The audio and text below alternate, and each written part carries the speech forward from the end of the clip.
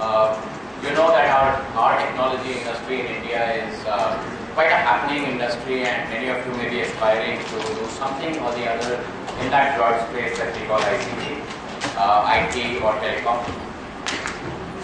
So just as a background, a little snapshot of what the industry is about, and then I'm going to take you straight into 5 trends. I'd like to keep it interactive, so if you have any questions, please feel free to just raise your hands and I'll take you. So this is the background. This is just one slide, and that is that our ICT industry is roughly 1/10 of our GDP. Okay, so that is, it's a very significant size. It's a very big industry. It's not just the industry itself, of course, the fact that beyond this 10%, this industry affects most of the rest of the GDP. So at least 70 or 80% of the GDP is actually impacted, maybe 70% is impacted by ICT. Whether it is agriculture or retail or business, commerce, railways, aviation, transport, everything is directly impacted and indirectly impacted by ICT, by IT and telecom. So just to keep this in mind, and this is, if you look at this side of it, this is the IT part, out of which this is domestic, a bulk of it is exports. So there's a lot of software, services, BPO exports, and this part is telecom, this is equipment, this is services. So this is what it looks like, about $100 billion of IT. This was 1 year ago, which is close to previous financial year. And telecom, the other 64, 65 million USD. So this is the context. Huge industry. IT itself has been growing consistently at 24% over the last decade. So the CAGR, which I'm sure is a term you're familiar with, the compound annual growth rate has been a consistent 24%. Pretty good going there. So if you're thinking of the IT industry in some way, or the telecom industry, whatever ups and downs you hear of, the fact is it still remains a very strong industry to head for. So I want to just spend maybe 30 seconds before I get into the trends to discuss what is a trend versus what is an emerging trend. So there's lots of trends. For instance, the BPO industry itself, you can look at that as a trend. What's happening with the BPO industry?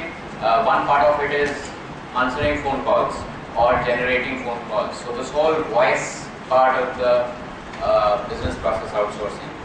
Now, based on that, the fact is, we've got something like 500,000 people or 2/3 of a million people in that industry, and it looks like it's growing. It is growing, and so therefore more and more people are getting into the BPO industry and into training for it. Many of you or your colleagues or your friends, classmates from elsewhere may be either training for or already in the BPO industry. But the interesting thing is that there is a lot of technology which is overtaking this.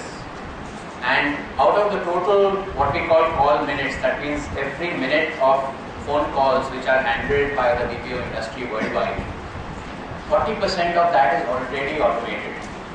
And this is a change which has happened in the last 4 to 5 years. And in the next 3 or 4 years maximum, this 40% will go to 70%. Which means those calls are answered by IVRS systems. When you call someone somewhere, it says press 1 for this, press 2 for this. Or a voice-based voice assist system, voice recognition. So if you are, based on current trends, if you are saying, okay, that's a great place to be, and I want to train for some part of this voice handling BPO business, you may be wrong, because 3 years later when you emerge out there, or you emerge a year later into the job market, but 2 years later, that job may not be there.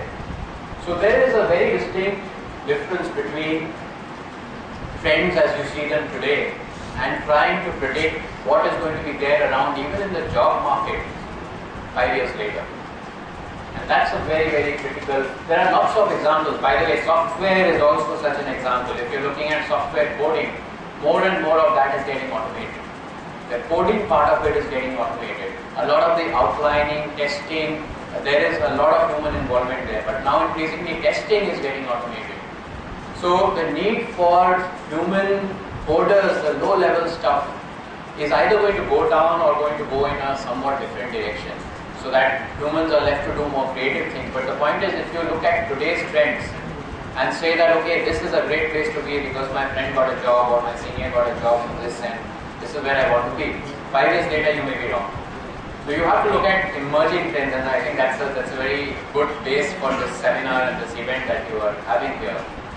The emerging part of the trends is a very, very critical thing to focus on. So with that, let me just quickly get into what I see as 5. This is what I am looking at.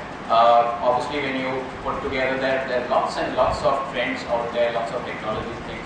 But I'm going to try and put down 5 things that I see happening.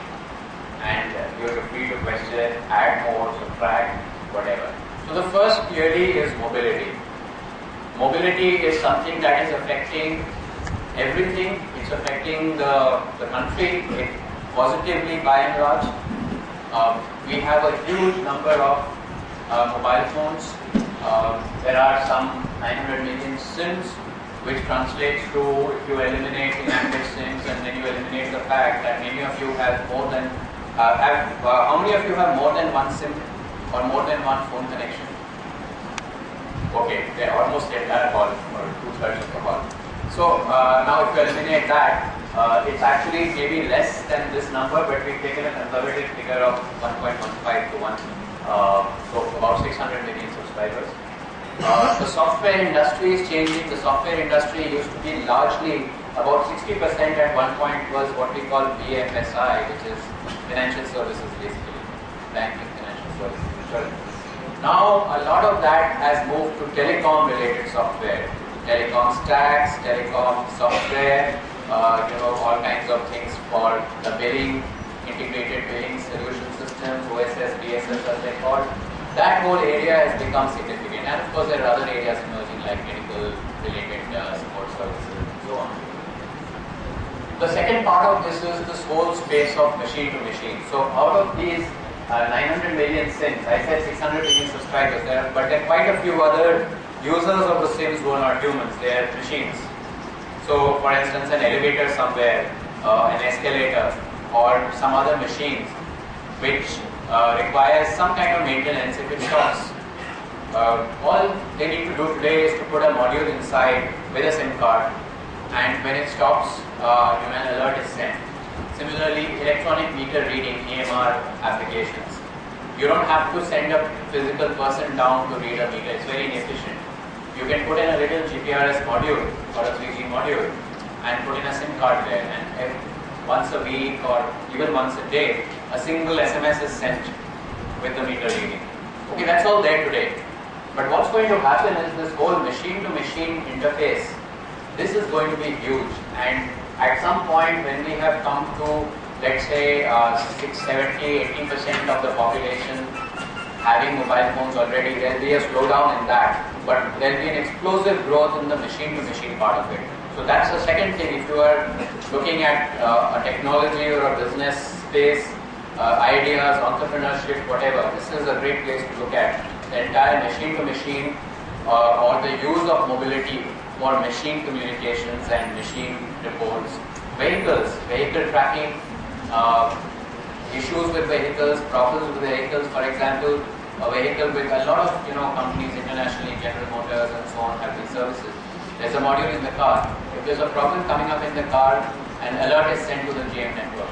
And GMNet then calls the owner and says, by the way, your car is, you may expect some trouble in the car, why don't you bring it in for service? Or you just get an email saying that your service is due and you're facing a likely engine problem a few weeks from now. Pretty amazing stuff, but it's been there for years. So this is one huge overriding trend that's going to change the way enterprises work. It's going to change the way enterprise automation systems, ERP, everything has to be integrated into mobility. Okay, any questions on this so far? Okay, number 2, the cloud. You've all heard tons and tons about it. Anybody here like to kind of summarize what is this cloud about? Anyone? No, nobody is going to take the risk. Yes, go ahead please.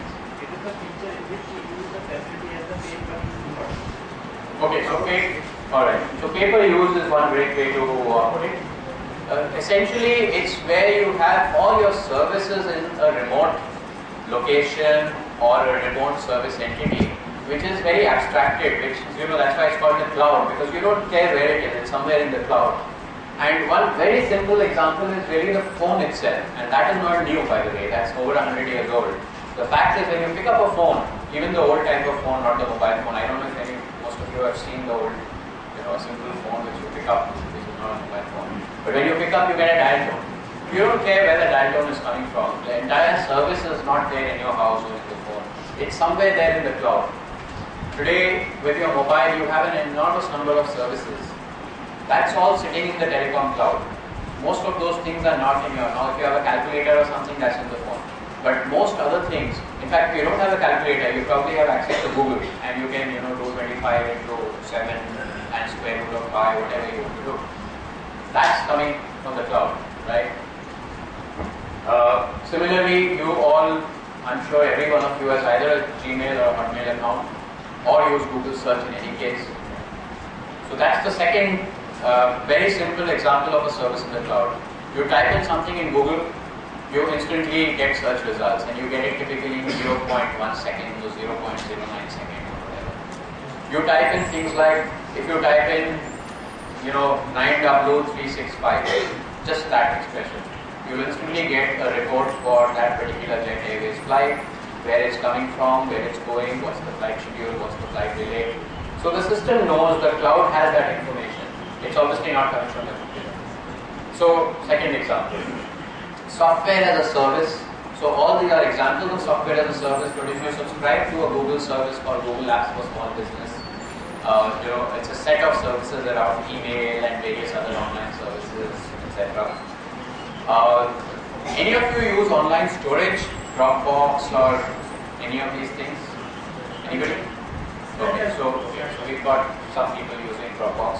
Online storage, of course, Picasa is another one. Google Storage, Google Online Storage, Google Drive, SkyDrive from Microsoft. So this is now not software as a service, but storage as a service. So you've got everything as a service. Things that you don't need to buy, you can use it as you want to. And this changes a lot of things in the way services and infrastructure is delivered. For instance, Google, Gmail was the first to give you 1 gigabyte of space, 1 GB of space. Now, supposing they had, at that point, they got about 1 million users within a few weeks. So, did that mean that they had to give 1 million into 1 million gigabytes of space? Okay, that's 1,000 terabytes. Or, 1 petabyte of, that's a lot of space. But they actually didn't have to do that. What they did was, they allocated a GB of space for each of you. And it looked to you like you have a GB of space. But what they did is they virtualized that. So they gave you whatever you were actually using and let you expand up to 1 GB. So they were able to add space as was needed. So in this process, you can actually virtualize and more efficiently use resources without having, a million people having to buy 1 gigabyte hard drives and have most of the space wasted. So that's yet another benefit. But overall, the cloud is going to be the way most services are going to be available to you. And the interesting thing is, it's mostly people like you or consumers who have started with using it, and then SMEs and small businesses have taken to it, and then finally the large enterprises are gradually beginning to get into it because they have a lot of investment in old technology and so on. It's the newer, the consumer, the youth, they've taken to cloud services such as Gmail and Google Search and all of that, and Picasa and storage first. Number 3, the interface. So, if you look at any of these devices that we use today, so for example, the difference between a conventional computer like this and something like this, which is a tablet, the iPad has become a huge hot seller in the last 2 to 3 years, and today there's a whole tablet ecosystem which is booming. But what's the one thing that's really different about it? So clearly the tablet lets you use the entire interface to touch. Okay, there's no keyboard. So that's one very big difference, right? So the interface has been a huge change, and that's pretty much the same thing with the phone. Now, you know, up to 5 years ago, all phones had a keypad. They were gradually getting into QWERTY. Okay, but now most of the phones which are coming out actually don't have a single set of keys. You know, not even one key. This particular one doesn't even have a home button. It's the BlackBerry Z10.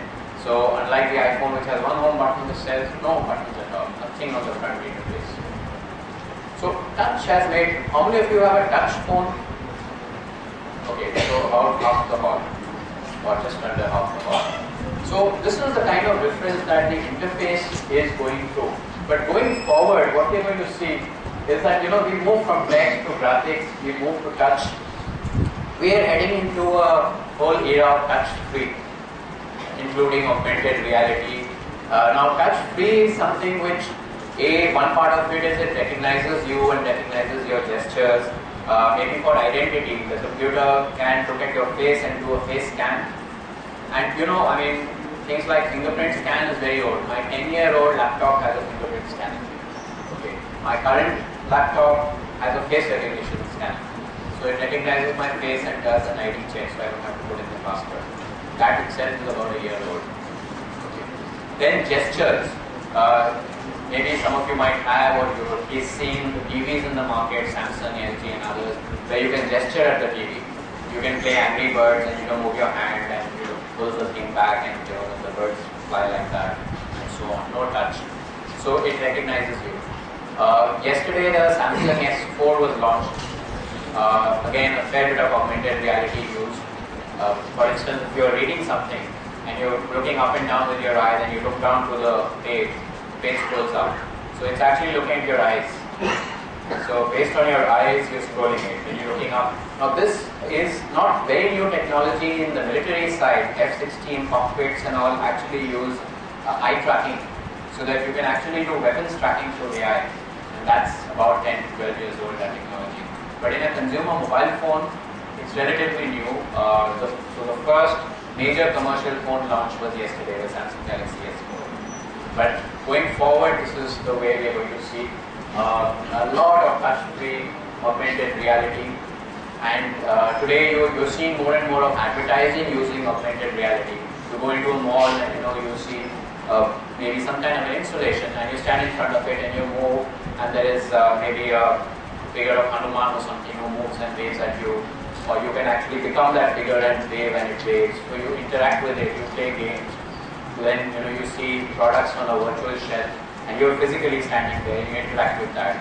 So, you know, it's a mix of virtual reality and real reality. So the augmented reality, where technology is augmenting or enhancing reality with some interface technology. So the interface is going to be a huge area of development, software expertise, differentiator. So for the Samsung Galaxy, for example, it's now become a differentiator. For the iPhone, it was a huge differentiator because the touch, similarly the iPad. Okay. So, by the way, this year, the biggest thing that's probably going to happen in computing, in conventional computers, is the fact that touch is coming into the regular desktop because of Windows 8. So Windows 8 is totally touch-based. So the Windows 8 laptop I use is a convertible. You can pull out the screen and you know, it works as a tablet. You put it back in, and it's a standard. It's an Acer tablet, which is about it's an Acer computer, which is about I think 25,000 or something like that. Not even very high-end or expensive. So touch is going to come in and make a huge difference going forward.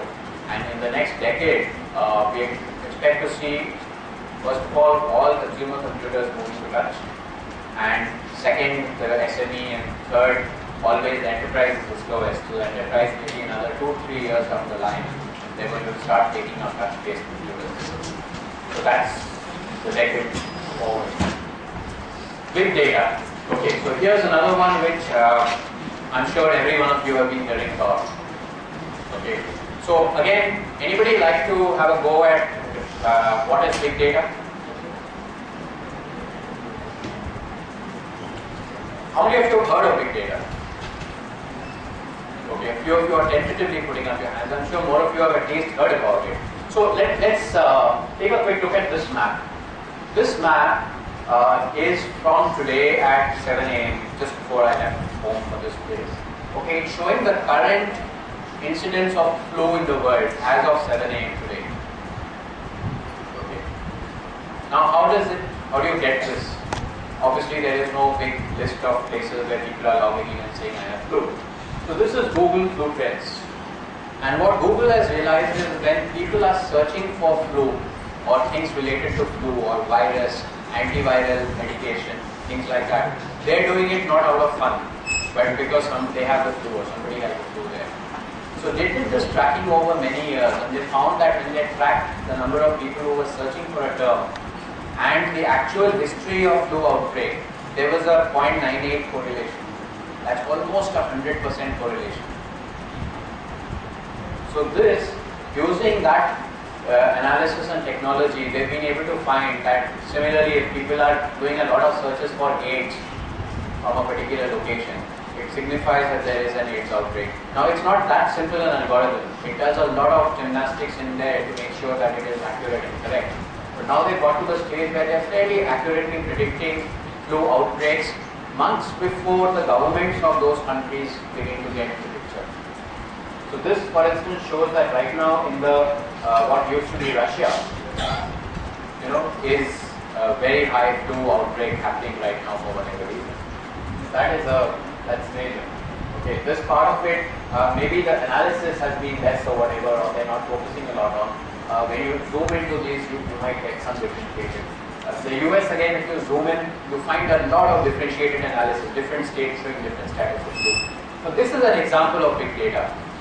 It's basically analyzing massive volumes of data, billions and billions of data items every hour. At least billions during the day, millions in a minute. And analyzing it for some real sensible information. So Twitter is another example. Now in Twitter, what happens is, any of you have a Twitter account? Okay, so about 10% of you. Now people say all kinds of things on Twitter. Okay, they, what they like, what they're doing, what they don't like, whether Narendra Modi is a good PM candidate or not, whatever, you'll find everything on Twitter. But one interesting thing is, since people talk about the products they use, either if they're very happy, or if they are very sad, or if they are really upset about a product, it's really bad, somebody got a Samsung Galaxy Grand and he's got a problem with it, they'll write about it. So, obviously one way is the company can find out, okay, there's an individual user with a problem. And that's not so interesting. The big data challenge comes in if a company can analyze the billions of Twitter feeds across the world and find out what products are a problem, what are the trends for their products. And that analysis is getting very, very interesting. Let me get to another last bit of an example of this. How many of you are on Facebook? Okay, everybody. I didn't see anyone. Now, you know that if you do a Facebook Live, it means you sort of like that thing, and if that item is controversial, these days you can get arrested in India. Various people have got arrested for sharing something and then pressing like on it. That's not the point. The point is that with these billions of people pressing like on particular things, there actually are algorithms now which are able to analyze your preferences. Or for example, the FBI has a program which is now trying to see if there is a correlation, if they can find out how many of a large population could be a potential criminal or a serial killer. Just by the likes that they are pressing.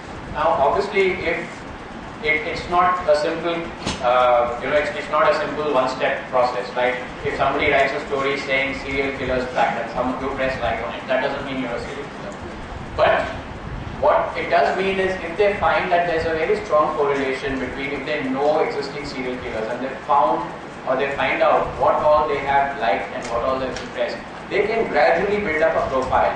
And over hundreds or maybe thousands of such cases of criminals which they have tracked both online and offline, they begin to find that, okay, this is correlative, this is a positive correlation, this works, this is showing more than 0.7 or 0.8 correlation coefficient. And then they can actually work out an algorithm like Google Flu Trends and analyze the Facebook likes and maybe going forward a couple of years down actually identify potential criminals, in an area, potential anarchists, potential whatever, rapists. So fascinating array of things. So big data is not just the fact of having a huge amount of data, but it's analyzing it in real time to be able to do things with it. And this started long ago with weather data, meteorology data, which by the way now you probably know is fairly accurate, because now they tell you that it's going to rain 3 days later. It often does rain. It's not like 10 years ago where you said they said it's going to rain, so now I can be sure it won't rain. Now it's gotten a lot more accurate. And finally, power. So let me ask you this, you've all seen the James Bond movies, and one of the things about James Bond which we all love is the gadgets he carries. And one of the oldest set of gadgets have been things around his wristwatch. Okay, wristwatch phone, wristwatch laser, wristwatch, cutter. So everything in a wristwatch. Now a wristwatch phone, for example, it's not difficult to do. It has been done. There are a couple of phones. But why is it not popular? Now it's something that you'd all like to, you don't want to carry a separate phone if you could do it on the wristwatch. What do you think is the problem? What's the biggest problem which doesn't allow so many wristwatch phones? Anybody? What would be the problems? Name all the problems that you can think of for a wristwatch phone. Anybody? Come on, I'm sure you can think of problems. Not a big screen in that size. Okay, so big screen, fine. But the fact is, people are okay with that. Okay, maybe you can do away with the screen altogether. You can just have a little thing which shows you the number. Okay? But the convenience of having a phone in your wristwatch, you will sacrifice the screen factor. What else? Yeah. Power consumption. Power. So the only barrier is the battery. You can have a wristwatch phone today. 15 years ago there was a wristwatch mobile phone. That was the first of them. It was very largish. But the reason it's not practical is that the battery won't work. And that's the same reason electric cars and hybrids are not that great. And in fact, this particular car, which I am showing here, this is the Tesla Model S. This is the first practical luxury sedan, which is it's about 2 months or 3 months old in the US. It's all electric. And it's a very practical car because it's fast. It does 0 to 100 kilometers per hour in 4.4 seconds. It has a range of about 400 kilometers on a single charge. So this is practical. But most of them are small cars like the Riva electric car which you may have seen. And they simply don't have enough range or enough speed to be practical. So performance per watt, this has become a huge issue.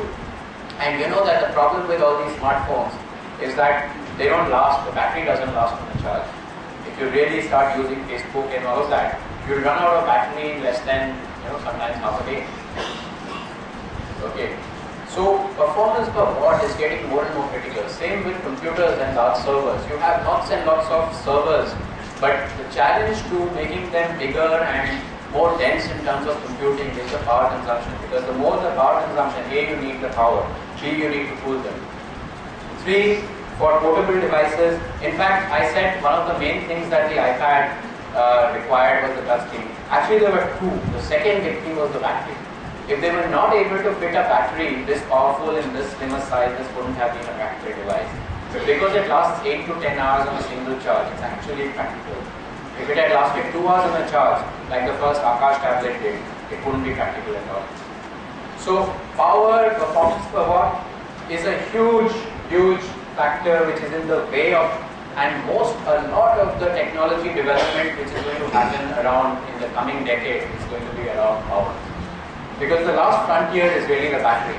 Just as a last example, we have cars. Now why don't we have aeroplanes which are battery powered? It's the same reason. You don't have enough capacity in the batteries. And they're desperately trying to develop, because imagine having an aircraft which can do a transatlantic or even a 2-hour flight with batteries. You don't need aviation fuel. So that's a huge benefit. So a lot of the work